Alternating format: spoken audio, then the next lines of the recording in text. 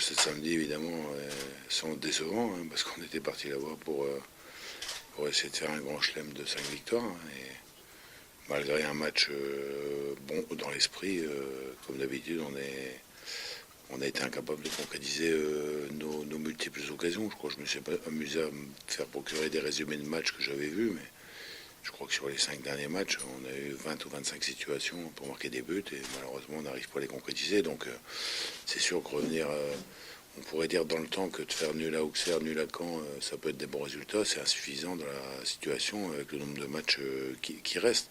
Donc on est, en analysant bien, bon, c'est une situation qui est compliquée, qui mathématiquement reste jouable, mais qui virtuellement est extrêmement compliquée.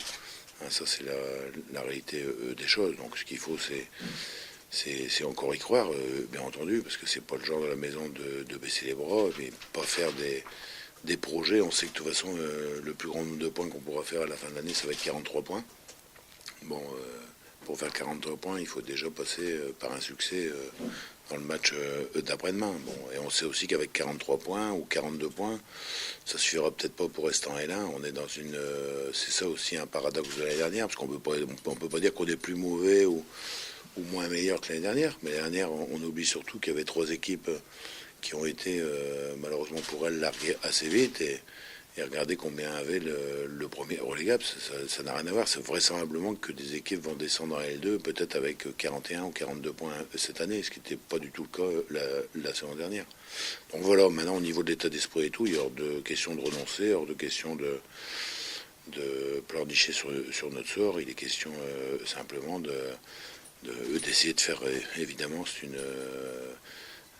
la palissade d'essayer de prendre ce qui reste à prendre, c'est-à-dire 12 points sur les 4 matchs. Des tensions à l'équipe, non. Non, pas de tension. J'ai lu, écouté ce qui s'est passé dans le vestiaire. Moi, ce qui s'est passé dans le vestiaire, je veux pas vous dire que je me réjouis, parce qu'on s'en... Bon, à la fin du match et tout, c'est extrêmement simple. C'est un certain nombre de joueurs les joueurs étaient venus pour gagner. Ils ont une grande frustration parce qu'ils n'arrivent pas à gagner.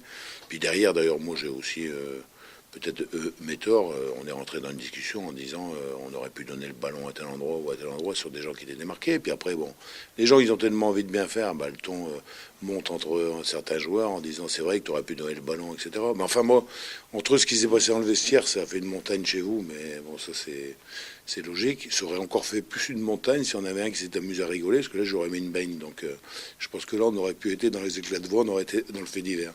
Mais bon, je suis vraiment pas choqué par ce qui s'est passé, parce que les mecs, au moins qu'on leur reconnaisse ça, hein, ils sont dans l'état d'esprit d'essayer de gagner et d'essayer de donner le maximum, et ils sont dans l'état d'esprit d'y croire jusqu'au bout. Et ce match-là était un match essentiel, comme étaient les matchs avant, mais on peut pas dire que Lorient, on n'était pas dans l'esprit, on peut pas dire qu'Auxerre, on n'était pas dans l'esprit. Alors on va remonter au match de Toulouse pour dire qu'on n'était pas dans l'esprit, mais depuis ce moment-là, je crois qu'on est dans l'esprit.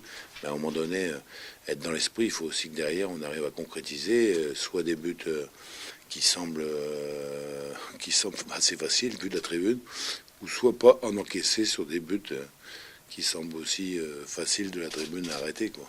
Bon, c'est comme ça, on joue un match où on sait qu'on va là-bas pour gagner, on est mené à 0 au bout d'une minute, bon, sur un but casquette, quoi. Il faut plein non, je pense que oui, sur les anciens. Ouais, non, mais la saison, je me suis déjà exprimé sur la saison. Sur le match de samedi, non. Match samedi, non, parce que c'est des choses qui peuvent arriver, évidemment, des gens qui sont concernés par le résultat. Et encore une fois, je le répète, hein, s'il y en avait qui avaient rigolé dans le vestiaire ou qui seraient sortis en sifflotant, il y aurait eu d'autres éclats de voix. Non, là vraiment, j'ai. Après, c'est sûr que vous avez l'information, elle revient par des éclats de voix qu'on entend au travers d'une porte, donc on se demande ce qui se passe à l'intérieur. Moi, je vous ai dit ce qui s'est passé. Franchement, il n'y a pas eu de bagarre. Il faut quand même remettre les choses. On a entendu tellement de choses. Les gens sont pas venus aux mains. Il n'y a pas eu de bagarre. Bon. Non, là, encore une fois, il y a aujourd'hui, évidemment, plus les échéances approchent. Hein, c'est sûr qu'il y a une tension et que la déception, elle est forte, quoi, comme elle peut être forte au niveau de tout le monde. Il y a une grande déception au niveau des supporters. Quand on entend les supporters qui crient on veut pas de la Ligue 2, je peux vous dire que ça aussi, ça prouve. Mais est-ce qu'il n'est pas trop tard que les joueurs ils n'ont pas envie d'aller en L2 aussi. Donc après ce qui s'est passé auparavant sur les incidents du mois de novembre-décembre, je reviens pas dessus, on s'est déjà longuement exprimé. Mais pas sur cet incident-là de samedi.